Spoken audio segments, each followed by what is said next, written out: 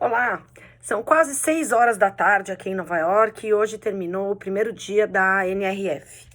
Uma NRF diferente, uma NRF de todo mundo de máscara, uma NRF com um volume de cancelamento de inscritos e de palestrantes muito grande, mas por outro lado um primeiro dia muito produtivo. A gente abriu a manhã com a palestra do presidente da Target, o CEO da Target, que abre falando um pouquinho das dificuldades do varejo nos últimos 2 anos, muito similar de uma dificuldade que a gente vive no Brasil. E ele começa com a seguinte frase: apesar da inflação alta, apesar de todas as dificuldades de supply chain, apesar de todas as dificuldades com a mão de obra, apesar de todas as dificuldades que a gente viveu nesses últimos 2 anos, ninguém pode deixar de dizer que o varejo se desenvolveu como nunca em 2 anos. Uns falam em 3 anos, uns falam em 5 anos, uns falam em 10 anos nesse período, né? Então, foi uma palestra inspiradora, muito simpática, que foi seguida por uma palestra sensacional do presidente da TIWI, que é um e-commerce focado no mundo pet. Uma palestra incrível sobre Customer Centricity. Eu sei que é um assunto batido, eu sei que a gente fala de Customer Centricity pelo menos há 5 anos, mas a conversa que a gente teve com ele, quer dizer, a apresentação dele foi focada em como é que eu faço para ser uma empresa que saiu do estágio de startup para uma empresa enorme, com investidores, que tem que ir atrás de resultado, que tem que gerar EBITDA e tem que estar no olho dos investidores, sem perder a capacidade de entregar uma experiência única. E ele resgata uma entrevista em que ele se compara com a Disney, no seguinte sentido: a Disney é um lugar que você vai, você se encanta e você vai de novo, e vai de novo, e vai de novo, e todas as vezes que você vai para Disney, as suas experiências são excelentes, o que faz você sempre estar voltando para Disney. E ele quer, no mundo pet, ser a Disney. Ele quer que as pessoas voltem, ele quer reunir não só o mundo do dono do cachorro, né? Mas o veterinário, a indústria, a prestação de serviço, o grooming, né? Que é o manter o cachorro penteado, bonito, cheiroso, enfim. Então ele quer esse mundo inteiro em volta e ele quer cada vez mais divertido, com cada vez mais experiência positiva, de forma que ele possa se tornar, então, a Disney do mundo pet, né? Em seguida, a gente teve uma apresentação muito interessante com um varejista que chama Thom Browne. Eu sei que poucas pessoas conhecem, mas no nosso pós-NRF nós vamos contar um pouquinho a história dessa marca. É uma marca de luxo que resolve fazer o primeiro passo da internacionalização pela China.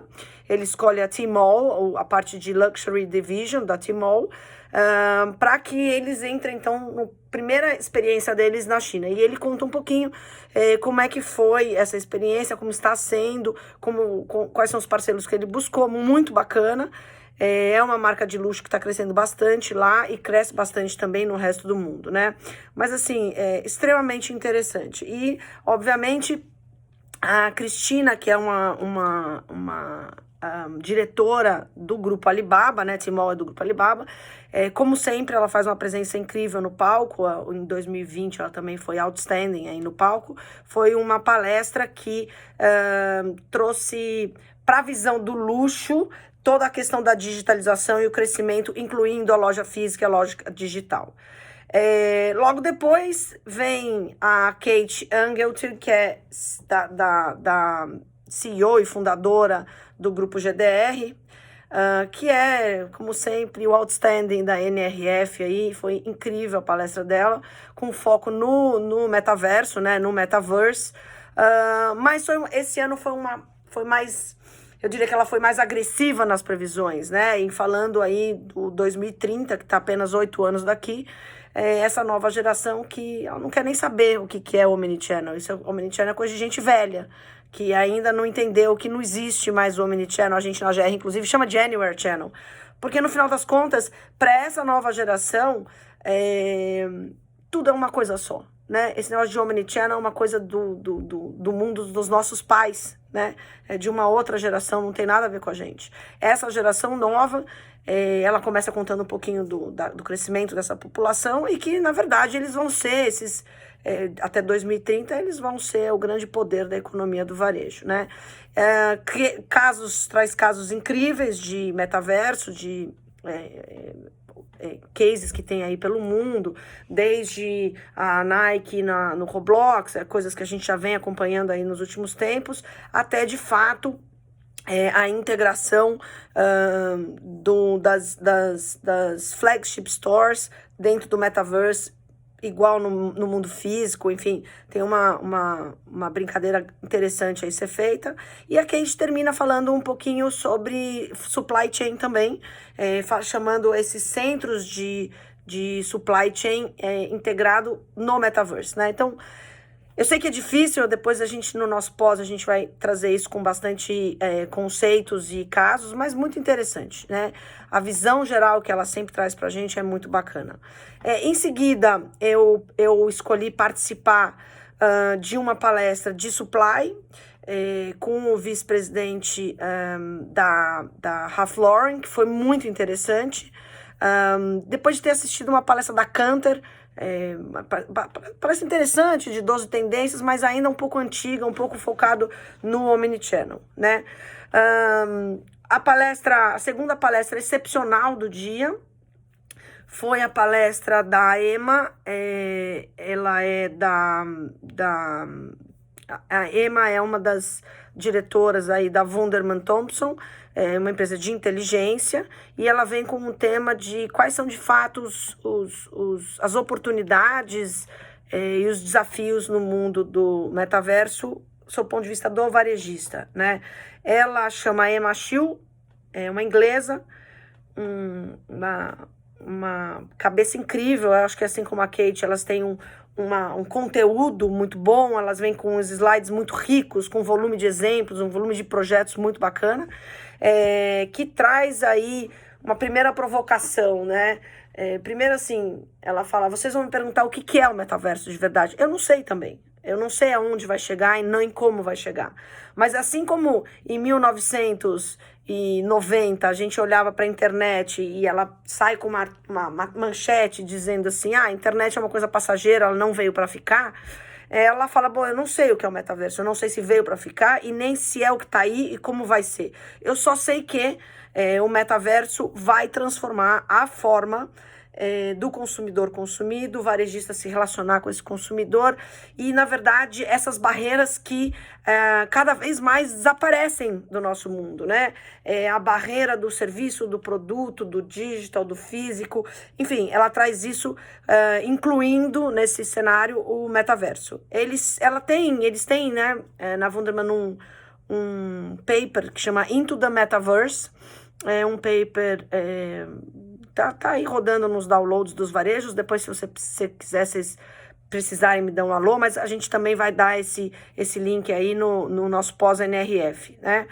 E ela traz uma série de números da economia sobre como a gente está enfronhado em tecnologia, o que tem acontecendo no dia a dia, que a gente conhece muita coisa, mas os números são muito interessantes.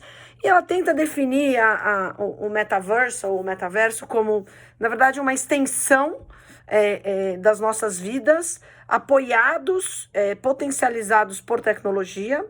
O metaverso hoje existe como uma série de mundos virtuais, e o futuro do metaverso provavelmente é conectar sem limite, interconectar e conectar sem limite o mundo digital e o mundo físico. E ela traz uma série de exemplos e tem realmente muita coisa interessante, desde a parte de consumo de educação, então a classe de aula, o professor e o mundo real da educação, na verdade, não real, porque está dentro do metaverso, mas é um mundo real de educação, de aprendizado muito grande. E ela traz esse case, ela traz também flagship store da Burberry, que foi lançado a flagship e a flagship no metaverso igualzinha. Ela conta os processos virtuais, por exemplo, do provador, e você poder montar o seu look. Quer dizer, se você tem o seu avatar bem dimensionado no metaverse, você vai conseguir provar, escolher, ver cor e tudo mais antes de comprar. E você consegue se vestir no metaverso do mesmo jeito que você vai se vestir na vida real. Eu sei que parece um pouco louco, mas é muito interessante. E ela estende um pouquinho essa conversa no meu ponto de vista, uma das polêmicas aí do mundo do metaverse, que são as NFTs, as obras de arte e as possessões, os ativos virtuais, né? Você ser dono de uma obra de arte virtual, você ser dono de um espaço virtual. Mas ela traz coisas muito interessantes. Ela fala do tênis, que eu acho que vocês já ouviram esse case, mas se não ouviram, é um case interessante. É uma empresa que a gente nunca ouviu falar, ela chama NZXT, e esses caras venderam aí no mundo metaverso em 7 minutos, algo como 600 mil pares, 3 milhões de dólares em vendas. E a Nike acabou comprando, inclusive, essa empresa, né? Na verdade, acho que são 600 pares. Ele vendeu cada par por uma fortuna. Enfim, e fez dinheiro, né? Então, ela mostra alguns casos de experiência virtual no momento da venda, dentro do metaverse, né? E ela fala dessa fusão do mundo real com o mundo do metaverse, e também na parte de o que eles estão chamando de gamevertising, que é fazer os advertisements, os anúncios, o marketing, na verdade, no mundo do metaverso. Ela traz alguns exemplos, também traz o exemplo da Nike, mas ela traz um exemplo da Hyundai muito bacana. E aí você se pergunta, uma coisa que ela destaca, né? O público, basicamente, hoje de do Roblox da vida e dos games do metaverso é um público de idade média de 16 anos, ou seja, teoricamente não consome Hyundai, mas a Hyundai construiu um mundo em que essa pessoa dos 16 aos 18, quando puder estar comprando um carro, ou puder estar dirigindo, se apaixonem pelo mundo da Hyundai, né? E ela traz alguns outros exemplos muito interessantes também. Depois tem essa questão, então, do online, do new retail ter caindo das fronteiras junto no metaverse. Você pode ter a sua loja, sua flagship store só no metaverse, como você pode ter, como a gente falou aqui, como eu acabei de falar, da Burberry, por exemplo, que a flagship do metaverse é uma réplica da flagship atual, e ela discorre um pouquinho sobre isso, mas assim, muito bacana.